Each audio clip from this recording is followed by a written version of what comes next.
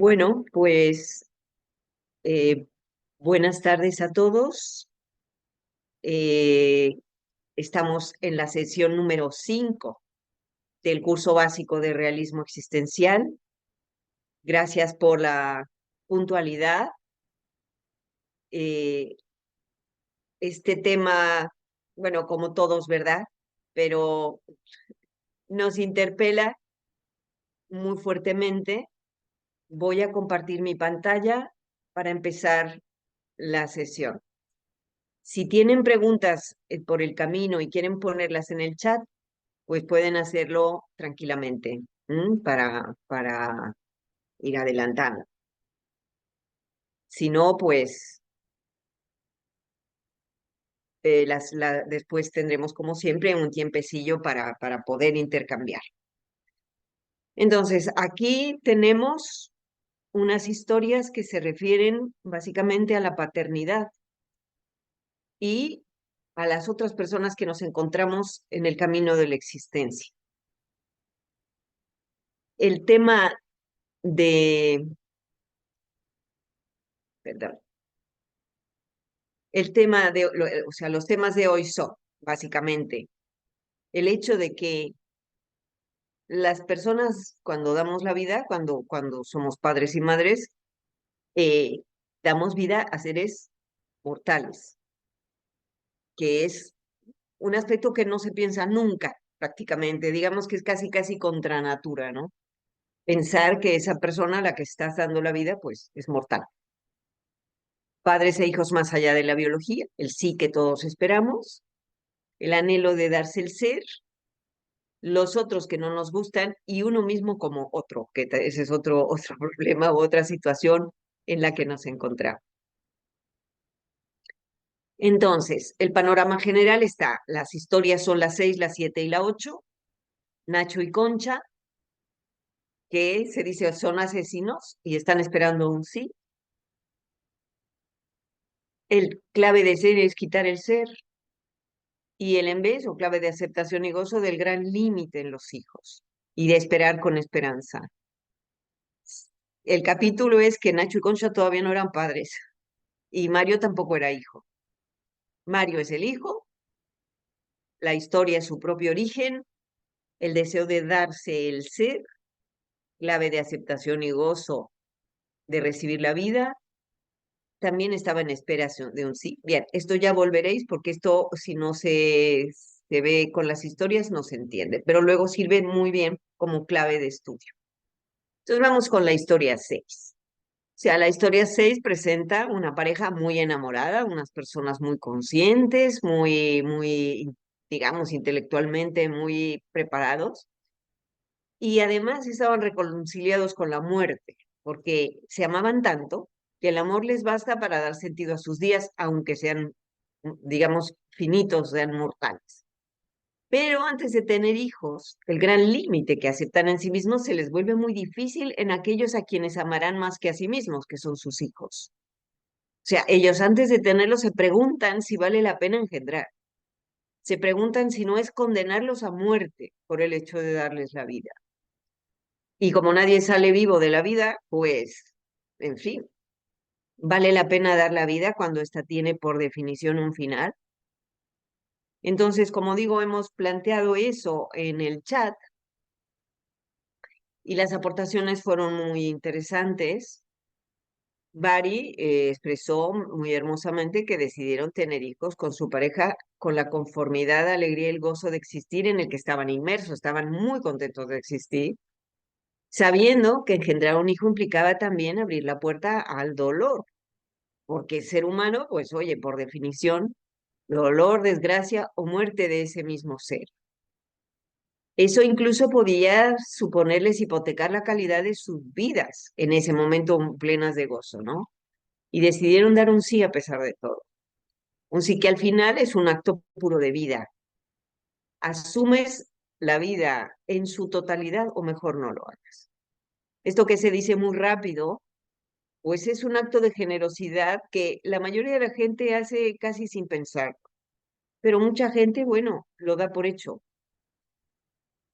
Por su parte, Berta señalaba que lo más fuerte no es la muerte en sí, sino los posibles límites de salud o de circunstancias dolorosas inherentes a la vida humana. Y que uno de sus hijos decidió no engendrar a nadie para no arriesgarse a tener ese tipo de limitaciones sus hijos. O sea, más que la muerte en sí, podía ser una situación, pues como la demencia quizá heredada, ¿no? Entonces, mi conclusión, ya lo comentaremos, si queréis, no ahora para no interrumpir el hilo, pero ser padre o ser madre implica asumir a fondo la condición humana en todas sus dimensiones. Es como un redoblar la conciencia de que mis límites, ok, los asumo yo, pero los tengo que asumir en las personas a las que les voy a dar el ser. Y curiosamente, es algo con lo que rara vez se cuenta cuando las personas emprenden el camino de la paternidad. Quizás si todo el mundo hubiera sido mucho más consciente, pues la mitad de los seres humanos no existiríamos, ¿no? Eh, y en parte es normal y mejor que la cosa sea más intuitiva o más instintiva, no lo sé. Pero bien, ahí nos lo dice Alfredo.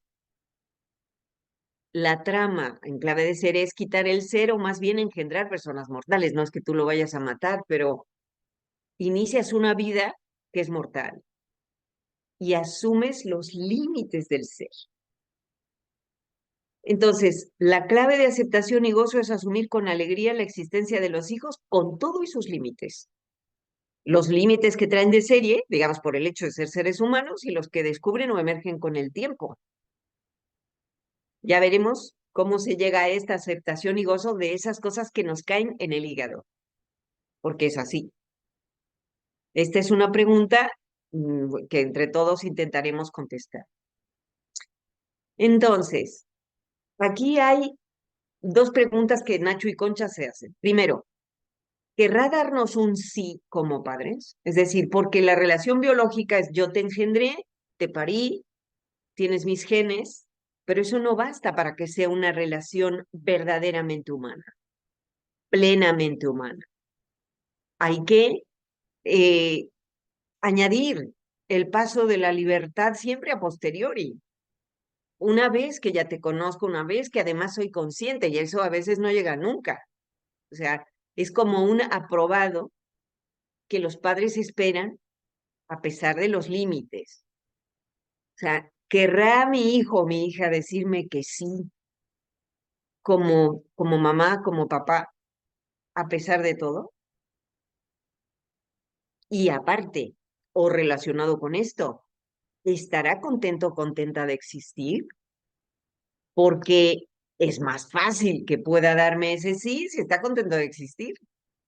A los padres les queda la duda si no los ven serenos y serenas, ¿no?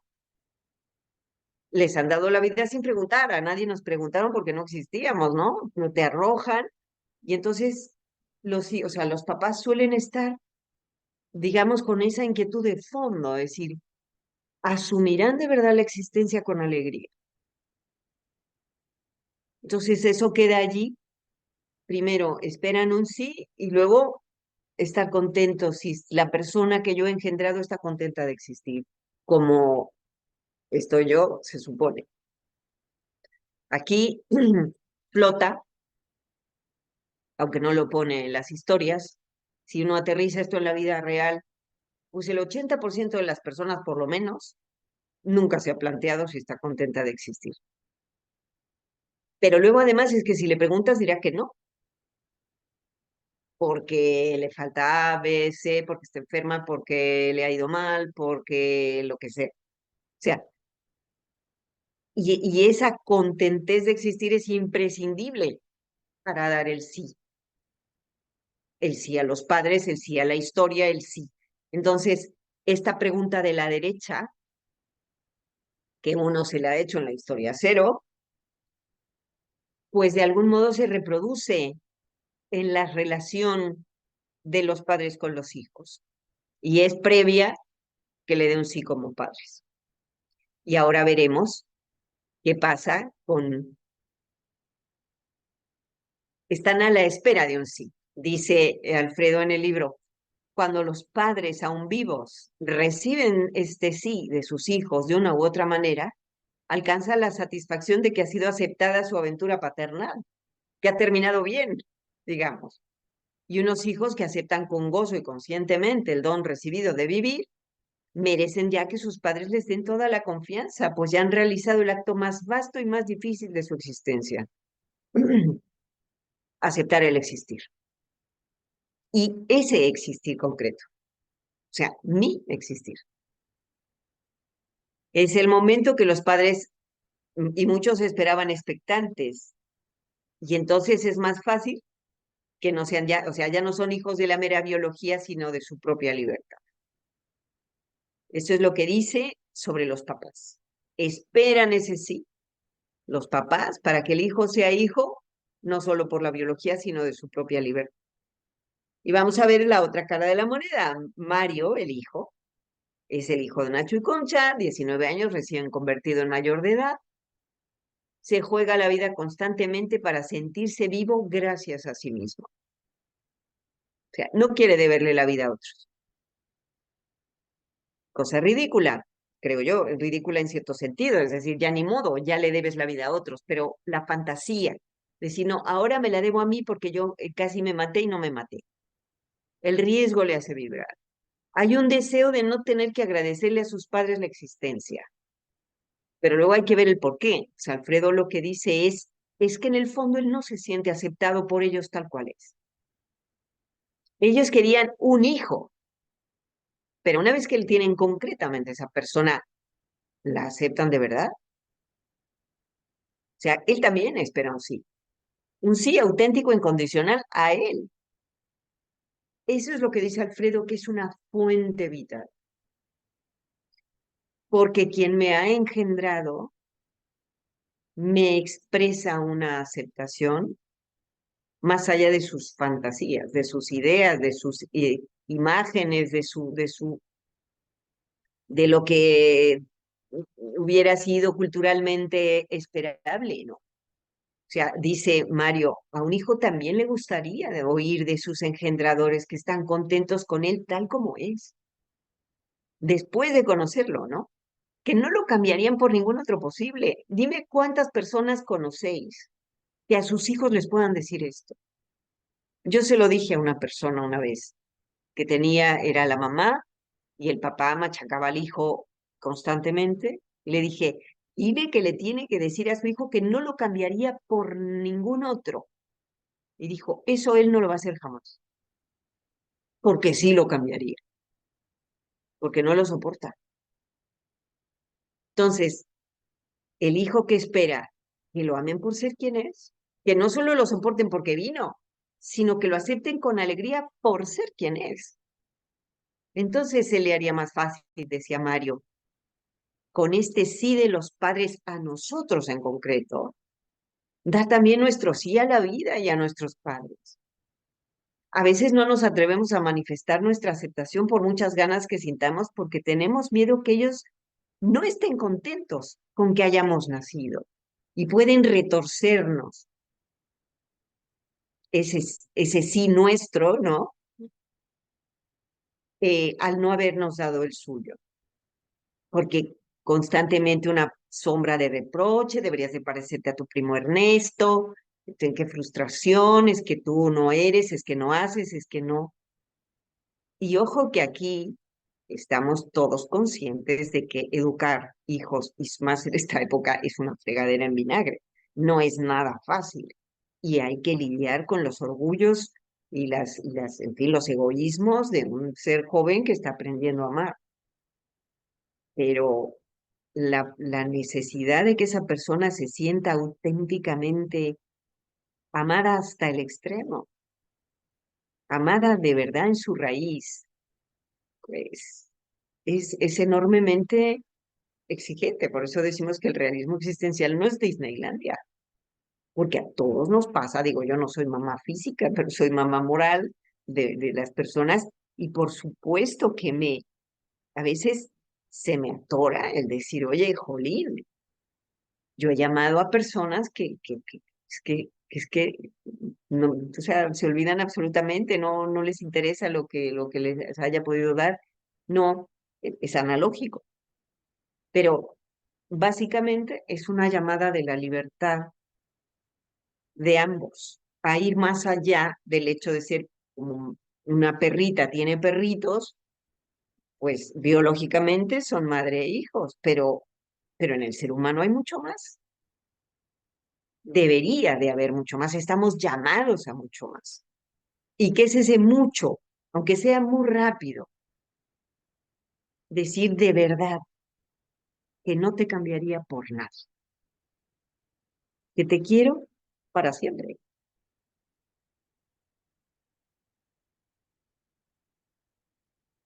Entonces, ¿cuál es la clave de aceptación y gozo? Pues se trata de un sí mucho más personal y concreto de unos a otros, que ya se conocen, que ya saben cuál es el callo que les pisan, que se hartan en la convivencia. O sea, supone conocerse con virtudes y defectos, dado ese conocimiento y aceptarse, con las dificultades añadidas de la convivencia, que ya hablaremos. Entonces, la clave de aceptación y gozo es de tener esos hijos concretos, de recibir la vida, porque Mario tenía que aceptar que, de hecho, había recibido la vida, aunque le cayera gordísimo, y aunque tuviera una justificación de que le cayera gordísimo porque los papás no le habían dado ese sí. Pero es más realista decir, pues mira, me caerá 100 patadas, pero de estos o de ninguno, incluso aunque no me den ese sí. Y clave de aceptación y gozo de haber nacido de esos padres, que no sé por qué, pero en prácticamente todos los casos que yo conozco del mundo mundial, digo, todos queremos mucho a nuestros papás, pero muy frecuentemente tenemos como heridas de sus defectos, de las cosas que hubiéramos esperado y no, no recibimos, en fin. Seguimos con esa pregunta de fondo, ¿cómo se llega a esa aceptación y a ese gozo? ¿Es realmente posible?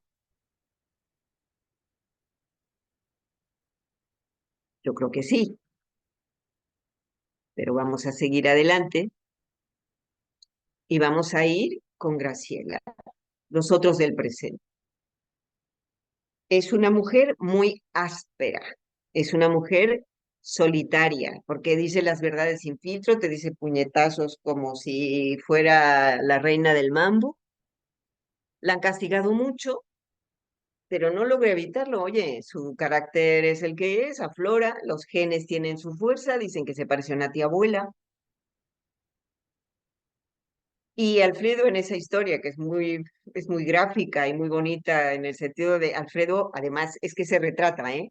Allí él intentando ser galante, ser cariñoso con una persona que le da cañonazos, pero cada 5 segundos, ¿no? Así era Alfredo. Pero ella lo que le dice al final es, oye, es que hay que aceptar a los demás como son, como sean, porque nadie se dio la existencia. Yo no escogí ser quien soy y como soy, mis genes. Soy dura. Es que no logro evitarlo. Dice, es que deberías de cambiar, le dicen. Y cambian los demás? Ella tampoco.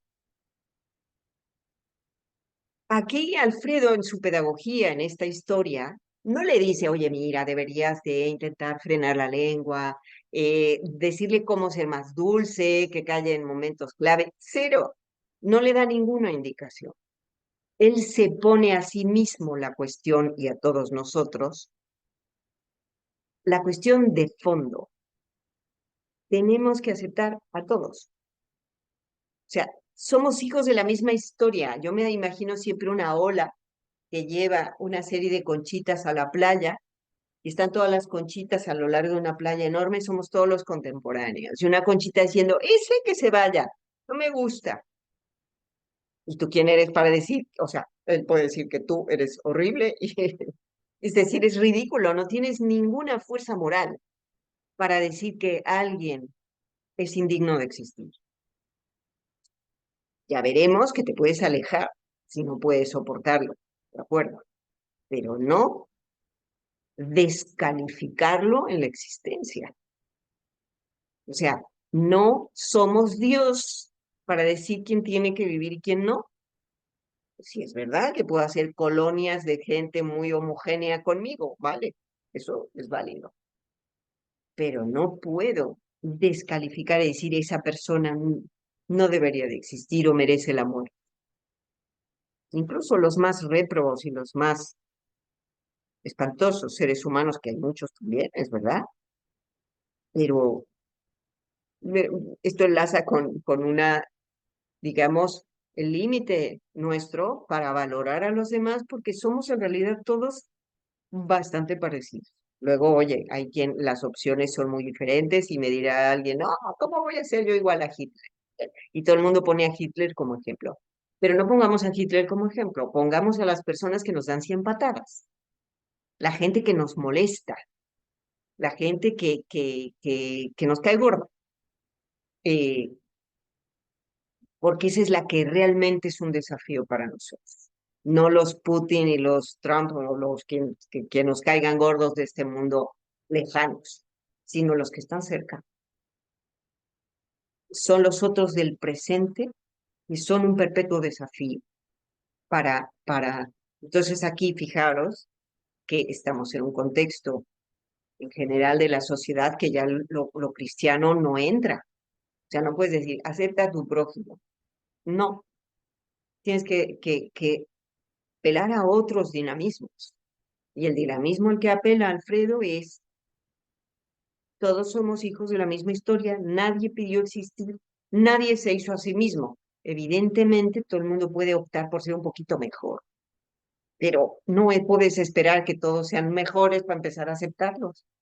Tienes que aceptarlos de entrada y luego ya serán mejores o no. Y como tú dices que quieres ser mejor y luego fíjate tú, ¿vale? Para mí, sinceramente, esto siempre ha sido muy fuerte. Es decir, eh, y luego viene Alfredo y te da una patada final que dice, es que claro, si uno no acepta a los demás, tampoco quizá nos aceptamos a nosotros mismos cuando nos sentimos otro. Y nos habrá pasado, que a veces dices, es que no me reconozco, no sé qué me pasa, ¿no? Estoy insoportable, no logro eh, estar bien. Cuando uno se enreda solo, cuando está molesto con uno mismo. O sea, dice Alfredo en el libro, dice, ¿y cómo voy a ponerme mal con otros cuando yo me soy a mí mismo, a veces desagradablemente otro, inevitablemente uno mismo? Y esto, que quizás se necesita ser un poquito adulto para darse cuenta, o sea, cuando uno es adolescente, pues vive mucho en una incomodidad personal. Cuando ya somos adultos, pues ya te estableces en un modo de ser, pero puede, o sea, y nos pasa a todos a veces, que estamos en una sensación de inevitablemente uno mismo, y dice, yo a veces decía, me gustaría salirme como de un vestido, irme, o sea, porque no estoy a gusto dentro de mí mismo. Bien, pues esa cordial aceptación de los demás nace y se alimenta de la radical aceptación de uno mismo.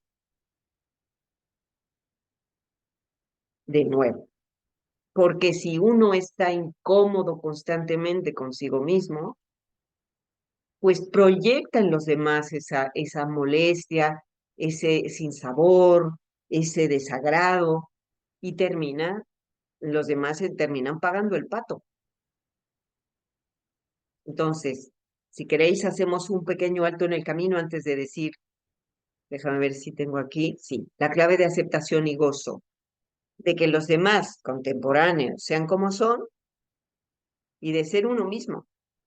Aquí de nuevo señalo que es una aceptación y gozo de tipo óntico, es decir, yo no aplaudo lo que los demás hacen. Los demás a mi alrededor puede parecerme incluso mal, y eso es lo que me molesta. Pero ónticamente yo tengo que retornar a decir, pero tiene derecho a existir y tiene derecho a hacer lo que cree que tiene que hacer. O sea, otra cosa es aceptarlos, pero no poder estar cerca, que también pasa y nos lo contó Reme con la historia de Adela. No puedo estar cerca, me alejo, pero no me voy por rabia, me voy por- por- porque no puedo gestionar ciertas cosas, pero no por ira, ¿vale? Entonces, antes de dar mi hipótesis de cómo se llega a esa aceptación y gozo, si quieren, pues si alguien quiere comentar cómo gestiona esa, bueno, la molestia que nos pasa normalmente con los demás, algún aspecto de lo que hemos comentado, pues eh, este es el momento, si quieren. Quien quiera hablar, hable su micrófono y Mira, yo, Leticia, agradezco esta puntualización que has hecho de que es una aceptación desde el punto de vista óntico, porque creo que es importante para no caer en una especie como de aceptación pasiva, resignada, o sea, yo soy lo que soy más lo que puedo llegar a ser. Desde esta aceptación de mi existencia, de mi ser que es limitado, etcétera, y de los otros, pero siempre hay esa capacidad de caminar, de mejorar, de evolucionar. Creo que, bueno, eso es importante. Y luego también decir en esto de la aceptación o el sí mutuo entre padres e hijos, que a veces puede darse no necesariamente a través de palabras, de decir este sí, sino a través de gestos y actitudes, ¿no? La forma en cómo mutuamente se tratan, el afecto que pueda haber y que se demuestra de mil maneras, y eso ya es una demostración de tu sí a la vida y de tu sí a tus padres y también de tus padres a ti. Y luego, bueno, muchos de los que estamos aquí conectados no somos ni padres ni madres biológicos. En mi caso, por ejemplo, no tengo hijos, pero sí que hemos dado vida a través de proyectos, por ejemplo, ¿no? O a través de realidades que de alguna manera son realidades que su objetivo es precisamente dar vida, entregar vida. Y también en esos proyectos, en el momento en que tú los inicias, sabes que quizás no serán para siempre, que quizás en algún momento ese proyecto o esa realidad va a desaparecer, va a terminar, por las razones que sean. Entonces también, bueno, es dado un sí a algo que sabes que por ser humano también es finito. Y, y a lo mejor como es una realidad, no tan, o sea, que no es esperar tanto que esto te dé un sí, a lo mejor el sí te viene de otras maneras. No sé, yo cuando empezamos aquí con la Murtra Santa María del Silencio, al final el edificio, la construcción, la infraestructura que surgió de aquí no era quizás lo que esperábamos, y para nosotros fue un proceso finalmente de decir, vale, no era lo que esperábamos, pero es lo que es, y tenemos que aceptar esto, darle un sí, y a partir de ahí mirar de irlo mejorando y de irlo transformando, ¿no? Que es lo que hemos intentado hacer de alguna manera. Y el sí, por la otra parte, pues lo recibimos a través de las personas que vienen a este espacio y que de alguna manera sientes que este espacio de silencio les hace un bien. Y ahí ya también sientes que bueno, que estás recibiendo un sí y que esto tiene un sentido. Quiero decir con eso que bueno, que este sí no solo es un sí que se pueda dar a través de padres e hijos, sino que también abarca otras dimensiones de la existencia. Gracias. Ciertísimo. Gracias, Lulu. Yo ¿Alguien más? Sí, Leto, con respecto a lo que has comentado de ese sí mutuo, a mí me surgían tres ideas, ¿no? La primera es que los hijos no son propiedad, sino que temporalmente nos los han cedido, ¿no? Para poder acompañarlos y hacerlos crecer. Porque si uno lo vive desde la propiedad, allí se coarta libertades y es mucho más difícil, ¿no? Y otras dos ideas es la que decía de la libertad, ¿no? Esa capacidad de dejar sobre todo espacios y distancias, ¿no? Hay momentos y momentos en la vida, pero hay que también saber dejar distancia cuando el otro pide distancia, porque a veces es fuente de crecimiento y esas distancias son temporales, es decir, hay momentos de distancias más cortas, distancias más largas y se vuelven a retomar distancias, ¿no? Nosotros en casa ahora, los hijos van marchando de casa y es muy curioso cómo retoman la relación, cómo ellos buscan esas distancias que en edades de querer volar, pues tienen distancias muy largas, cómo enseguida retoman distancias cortas y te buscan un poco para volver a una relación mucho más cercana de explicar el día a día y de compartir, ¿no?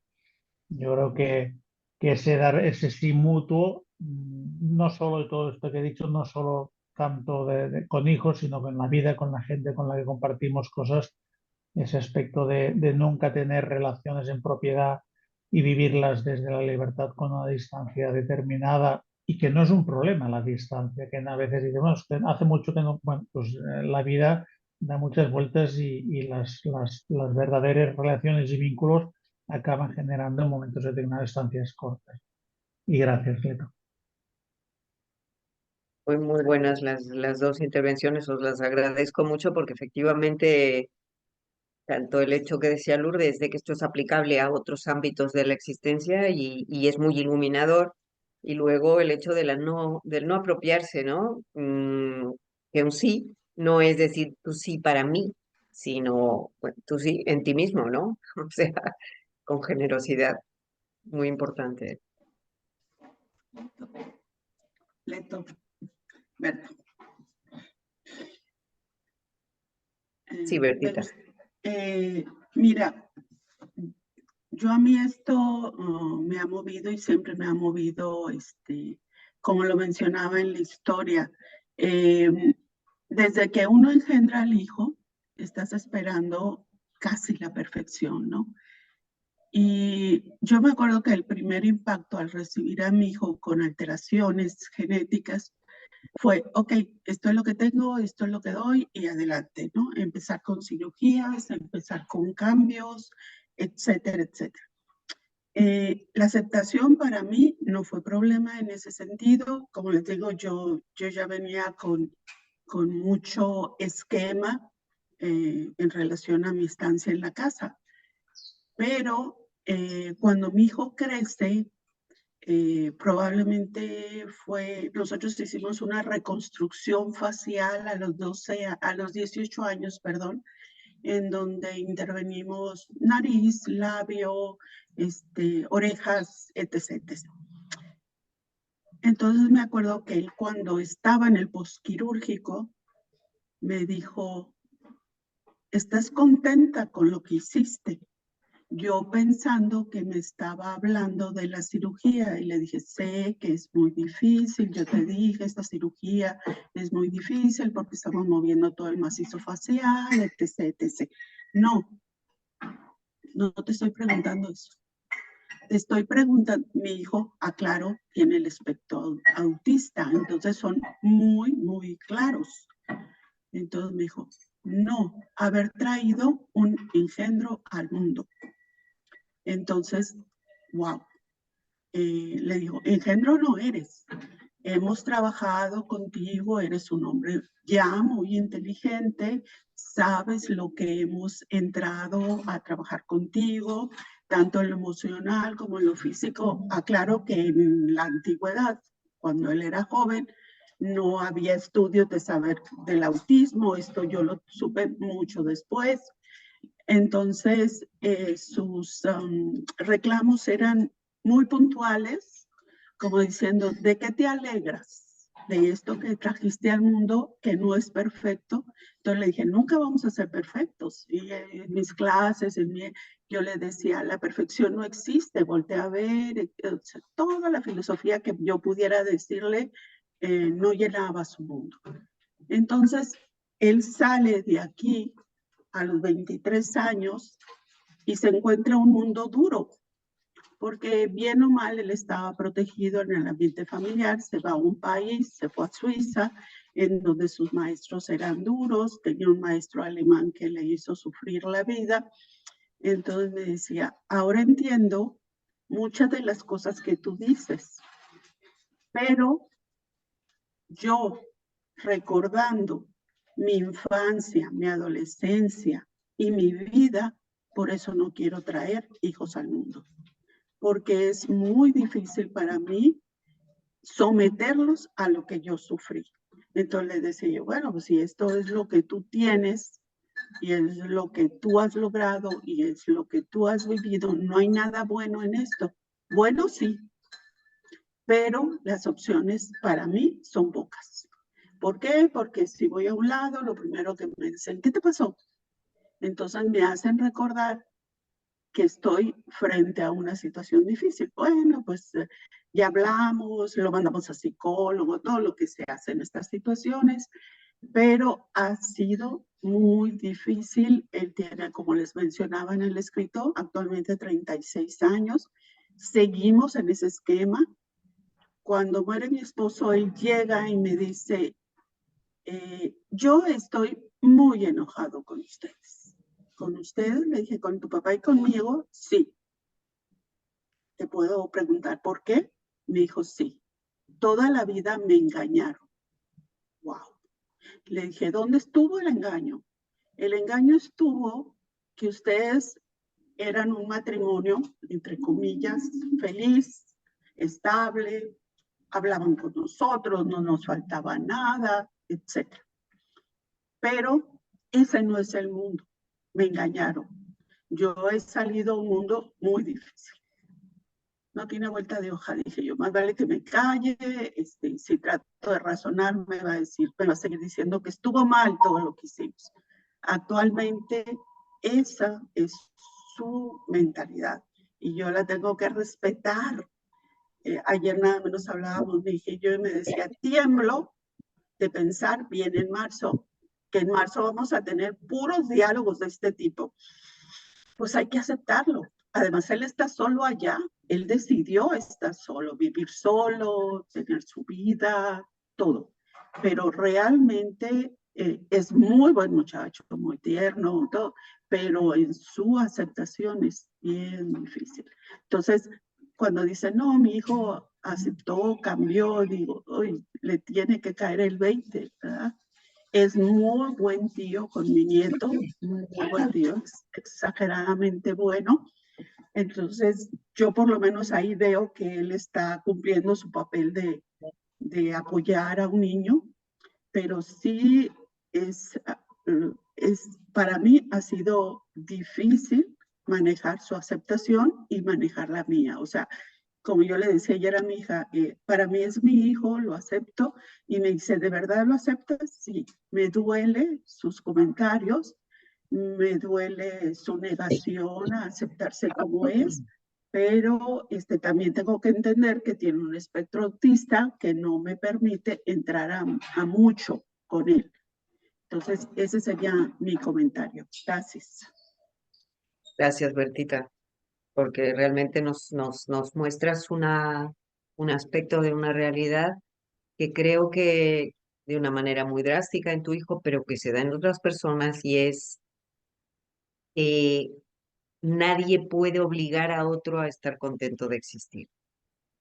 Es una invitación.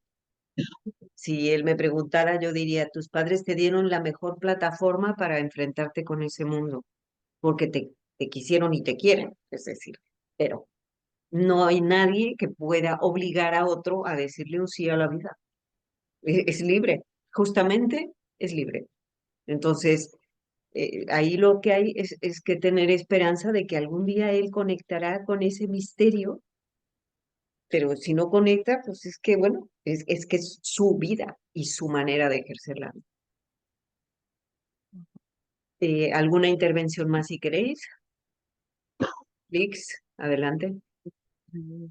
Está abierto tu Está micro, abierto. sí. Ok. Sí. Bueno, yo las considero unas historias realmente básicas, básicas. O sea, tremendamente. O sea, aceptarte tú, aceptar a los demás, es lo básico.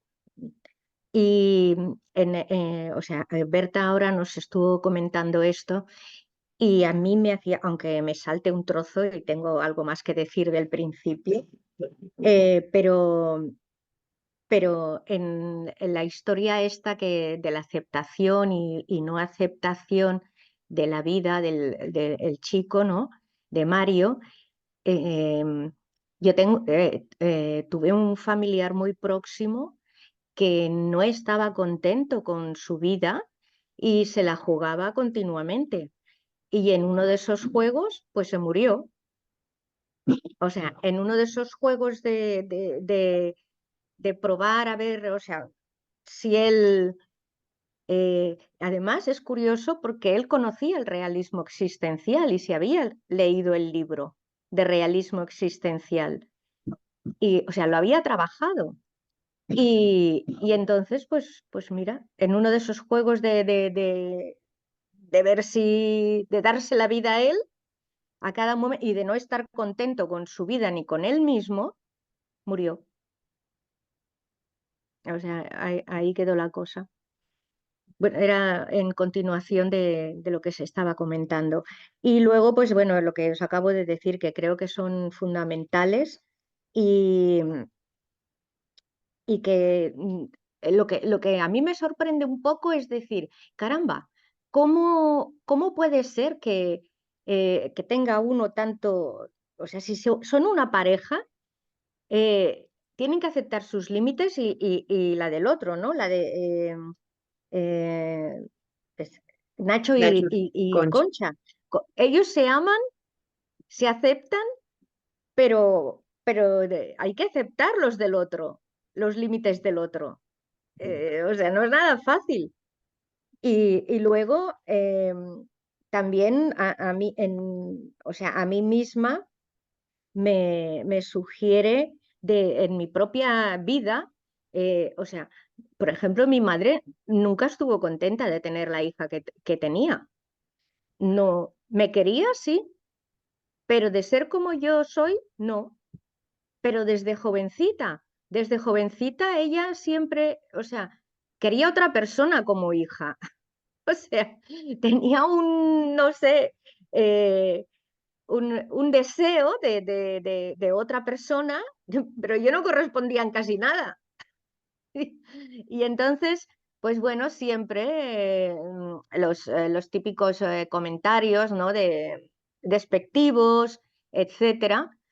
Y bueno, gracias al realismo existencial, pues bueno, yo también pude hacer una limpieza, una depuración interna y decir, bueno, mira, es así. Y mi mamá, que era una persona muy innovadora y muy echada para adelante en negocios, etcétera, etcétera, pues ella, ay, se me fue el hilo pensando en cosas. Bueno, ella era muy innovadora. Ah, también hizo cosas mal, o sea, cosas que yo considero que no estaban bien hechas. Y también tuve que, pues, perdonar lo que había hecho mal, lo que yo consideraba que estaba mal hecho, perdonarla y seguir queriéndola. Pero esto o sea, es una de las vivencias que yo he tenido, o sea, una no aceptación como hija de la manera de ser mía, pero saber que me quería, Sí, sí, sí. que son dos Sí, cosas es que distintas. son niveles diferentes, sí, sí. Y ahí se ve dónde está la cuestión óntica y la cuestión, digamos, psicológica. Y si Ujú. queréis, como faltan unos minutos, no sé si hay alguien más que quiera añadir algo. Vari. Hola. Lo que estáis diciendo, ostras, vamos, me toca, ¿eh? He trabajado muchos años con personas en situaciones de dificultad, sobre todo en el mundo de las drogodependencias, y he asistido a muchos funerales, ¿vale? Claro, en el juego del existir y en el juego de aceptar la vida tal como es y aceptar nuestros defectos y aceptar las limitaciones que tenemos, el juego de la vida no solo es aceptar o no aceptar, es encontrar sentido a lo que se está haciendo o a dónde voy. Y si no encuentras este sentido, todo se hace muy difícil, ¿vale? Es muy complicado. Lo que pasa es que al encontrar sentido depende de cada uno interiormente. Esto ya no es una cosa que un padre, una madre, un maestro... podemos apuntar muchas cosas, pero el encontrarlo, el dar con él, es una cuestión estrictamente personal, ¿vale? Podemos ayudar con libros, con conferencias, con lo que sea, pero la búsqueda hay una parte de que es estrictamente de la misma persona desde su soledad, ¿vale? Y tiene que hacer las paces con esta soledad. El día que nos muramos, nos vamos a morir bien solos, aunque estemos acompañados de mucha gente querida a nuestro alrededor, pero el paso lo haremos nosotros solos, ¿vale?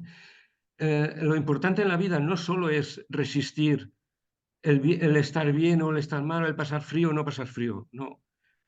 Hay cuánta gente, y además hoy en día, con que hay mucha gente que vive en una sociedad que lo tiene todo, ¿vale? Y vive aburrida, vive en el sinsentido. El negocio que están haciendo los psicoterapeutas con esto es brutal, pero hay que buscar el sentido de lo que hago y hacia dónde voy. Y esto es importante. Pero esto es un trabajo muy personal. Es un trabajo que nadie te va a regalar. O sea, es enfrentarte tú contigo mismo con la realidad que tienes y que te ha tocado. No sé, no hay otra. El mundo va así, creo, ¿eh? Si alguien quiere decirme algo diferente, esto. De momento acabo aquí. Em, no sé si alguien quiere Sí, contestar. O sea, a mí me parece buenísimo lo que has dicho. Me parece muy importante porque efectivamente desde el sentido se se puede encontrar, o sea, la aceptación venir a través del sentido posible. Gracias, Bari. Y no, dice Berta que le hizo clic lo que has dicho. Sí. a mí Eh, no sé si di- dispongo de un minuto. sí, claro que sí, Domingo. Bueno, y no es para contestar, no. A ver, mirad, a mí la historia de Graciela me ha, me ha motivado una situación personal. Y la situación personal es en el terreno que me voy a situar de la religión, en el terreno religioso, en el terreno espiritual, pero se puede llevar también al terreno de la política, al terreno de otras situaciones. Y es cuando tú que estructuras tu espiritualidad de una determinada manera, te encuentras con personas con otros sentimientos y otra manera de reflejar esa religión, esas actitudes, esa religiosidad y también esa espiritualidad.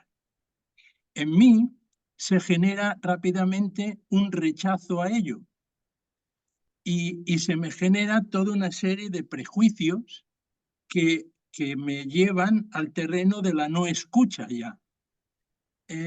Y yo me he planteado decir, no puede ser, no puedo vivir desde esa situación de esas personas que no pueden estar en comunión total conmigo. Yo he llegado a una solución, a una conclusión, y es, yo estoy en comunión con tu vida, con aquello que nos hace que vivamos en el mismo momento, en la misma existencia. Y ahí sí que genero comunión contigo. Y ahí sí que me uno a tu vida, igual que quiero que tú te puedas unir a la mía. O al menos eso lo pretendo. Pero lo que no es comunión con tu pensamiento. Tu pensamiento, tus actitudes son de una determinada manera, pues por historia, por cultura, bueno, pues por lo que cada uno conlleva en su propio devenir, ¿no? Y mi pensamiento es otro. No me pidas comunión desde el pensamiento. No me pidas comunión desde actitudes de religiosidad o hasta de pensamiento político, me es igual. Pero sí de vida. Yo sí que me uno a tu vida en la misma existencia del mismo momento y en la misma situación. Y he hecho esa distinción, he hecho esa separación, ¿no? Porque a mí me estaba llevando a actitudes de rechazo de otra persona. Bien, con eso termino. Importante. Gracias. Sumamente importante porque te hace capaz de atravesar las paredes, esas murallas que a veces hacemos infranqueables de diferencias entre las personas por cuestiones ideológicas, religiosas, de sensibilidad, de lenguaje, de estilo, e ir al fondo, ese fondo, es decir, en lo que eres, en el hecho de que existimos, pues ahí es justamente eso. Yo creo que tú ya das como una clave que nos permite pasar a la última parte de lo que yo quería contaros, que es cómo le hacemos, cómo se llega a esa aceptación y gozo. O sea, hay manera, porque aceptación y gozo es muy duro, ¿eh? Entonces, recordemos esta cuestión, están los tres índices y el tapiz, es decir, ves la historia por la parte más visible, ser padres, madres, ser hijos, ser difícil para los demás. Luego, la trama, tener hijos limitados y mortales, tener esos hijos, tener esos padres. Es la urdimbre. Y aquí viene el trabajo psicoemocional que hemos mencionado y que ayuda para aceptar con alegría esos límites y recibir, o sea, aceptar, recibir la vida, aceptar a los contemporáneos, aceptar ser uno mismo. Tiene una clave óntica y una clave psicoemocional. Está aquí puesto de otro modo. Hay como un sándwich entre la cara del tapiz y luego el en vez, que es la clave de aceptación y gozo. Está la clave de ser y está el nivel psicoemocional. ¿A qué me refiero? Que, como en el caso que planteaba Berta, hay todo un trabajo personal y posiblemente, Bari, ahí esté también el sentido. Es decir, yo elaborar mis emociones, elaborar mis sentimientos, mi vivencia, también a través del sentido, para poder llegar otra vez al nivel óntico y aceptarlo. Pero son cosas muy relacionadas. O empiezo por el nivel óntico y paso por el nivel psicosocial. O sea, es un diálogo y ahora voy a lo que yo quería poner como propuesta, es decir, todos los días acoger la realidad. Y eso es para mí la cartuja. O sea, es acoger la realidad como es. Lo que decía Lourdes, no lo que yo esperaba, a lo mejor hubiera deseado, pero es la que es. Acoger la realidad es ser humildes, ¿no? Hay gente para la cual es más fácil porque parten de una natural aceptación de lo que existe. Yo conozco gente que es que no se problematiza con lo que hay. Y hay gente que está más enamorada de sus propios ideales, de sus modelos imaginados, respecto a cualquier cosa, ¿eh? Entonces, todos tenemos que hacer un ejercicio diario de retomar la vida, acoger las circunstancias como son hoy, incluso para poder transformarlas, porque como decía Lourdes y decía Alfredo, somos lo que somos más lo que podemos llegar a ser. Entonces, hay de nuevo estos niveles de trabajo personal, el nivel óntico, recordar que de otra historia no nazco, que de otros padres no nazco, todo lo que quieras, y el nivel psicoafectivo, de trabajo sobre las emociones, los obstáculos personales, etcétera, que se ayudan mutuamente.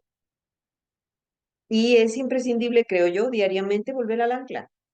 ¿Cuál es el ancla? Paladear la existencia, tomar conciencia de la maravilla de ser y desde allí vuelves a aceptar los límites. Entonces, a lo mejor con personas que viven de un sentido tan tremendo de la existencia como lo que está manifestando Berta con su hijo, Pues a lo mejor es hacer fiesta, dejarse de razonamientos y hacer fiesta, como él la entienda, cosas que a él le gusten. No digo que sea una receta, ¿eh?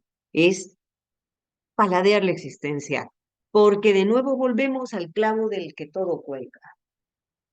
Si tú paladeas la existencia y vuelves al portento de existir, después todo lo demás es, no digo más fácil, pero de algún modo tienes esa experiencia de la que cuelga el valor de todo lo demás. Ahora, el tema del sentido creo que es muy importante y además lo hemos sabido siempre, que cuando la persona se siente que su vida tiene una función, un beneficio para alguien, un sentido para ella misma, adquiere mayor valor.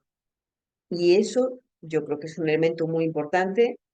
Te agradezco que hayas traído a colación, Bari, y que nos puede servir como ayuda, como auxilio para nosotros mismos y para los demás eh, en algún momento de la existencia, ¿no? O sea, de nuevo, el clavo de paladear la existencia. Yo creo que han salido cosas maravillosas. eh, de verdad que os agradezco muchísimo pues la sinceridad y en fin, que hemos compartido de verdad cosas valiosas para todos. Y todo lo que hemos dicho me lleva a proponer que, bueno, yo voy a intentar hacer un resumen de lo que hemos dicho, pero sí que es una aportación de un avance, ¿sabes? Que todos juntos vamos como avanzando en la comprensión, en la profundización, a ver cómo gestionamos esta vida, que es un tesoro, pero que no es nada fácil, y cómo ayudamos a otros también a enamorarse de la vida, o por lo menos invitarlos, sabiendo que no hay nadie que pueda por otro darle ese sí a la vida. Esa es una invitación y todo en este mundo lo importante es libre, con lo cual el que quiere, quiere y el que no, o no quiere o no puede, eso tampoco lo sabemos, pues, pues no hay más. Quiero decir, uno puede todo lo posible intentar enamorar a las personas de la vida, a base, yo creo, de amor, de aceptación, de constancia, de ser corredores de fondo. Estoy segura de que la persona que se ha sentido amada de verdad durante años y años y años, tarde o temprano lo nota, pero igual no. Y uno tiene que estar ahí a fondo perdido. Bueno, por mi parte creo que nada más. No sé si alguien tiene alguna consideración final que quiere hacer.